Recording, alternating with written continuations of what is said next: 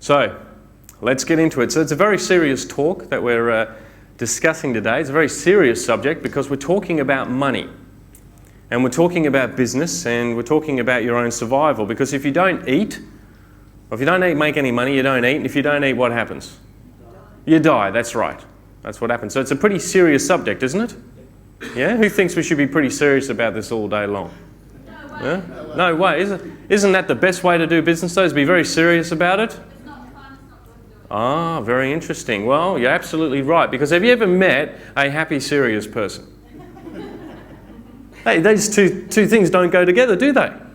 You're not serious and happy at the same time because, you know, seriousness, when you look at it, seriousness has as part of it is a bit of worry or a bit of uncertainty or even a bit of fear about what might happen or what has happened or whatever it might be. You know, and serious people go, oh, I don't know, we've got to be careful, you know. Now, it's much, much, much better in business to be flippant. And I think Ray Kroc was the guy who said that if you are not willing to take risks, you should get the hell out of business. You know, you've got to be willing to take risks, willing to make mistakes, and willing to have fun about it. And I think this is our attitude that we should have today. Everybody agree with that? Oh, come on. Does everybody agree with that? Yeah? All right, good stuff. Now, this little interesting survey here highlights this point. Between 1960 and 1980, a survey was done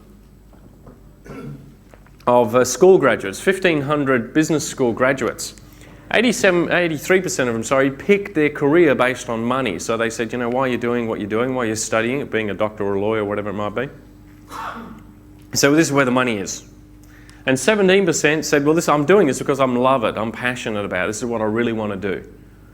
Well, let's jump then, 20 years later, that was 1960, so 20 years later, they said, well, where do these people go to in life?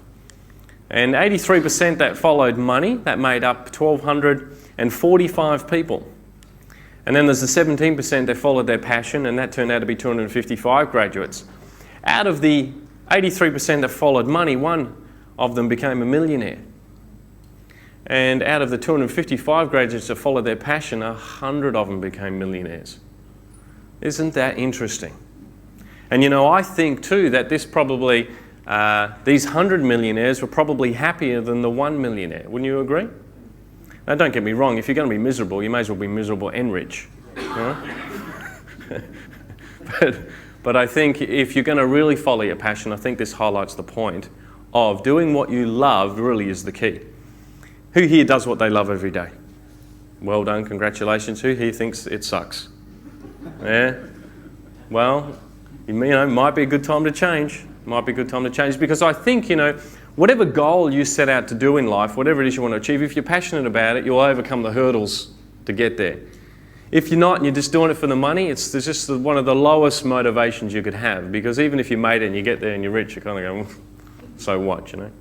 So what? So do what you love. That's my first tip of the day. Is that fair enough with everyone? Yeah? Do what you love. And I certainly really enjoy what I do. And I want to share with you now a story of Galileo. Anyone know what Galileo is famous for? Science? What was that? Being serious. Yeah, he looks like a pretty serious fellow, doesn't he? The world is round. Yeah, the world is round. Thank you very much. He actually invented the telescope. He's considered the father of science. He was an astronomer. He invented the telescope. So you imagine one day he invents this thing, makes it up, looks out into the sky and he sees the moon and it's round and he sees, you know, Jupiter and it's round and he sits back and he says, hey, we're standing on a ball. Up until that point, everybody believed what?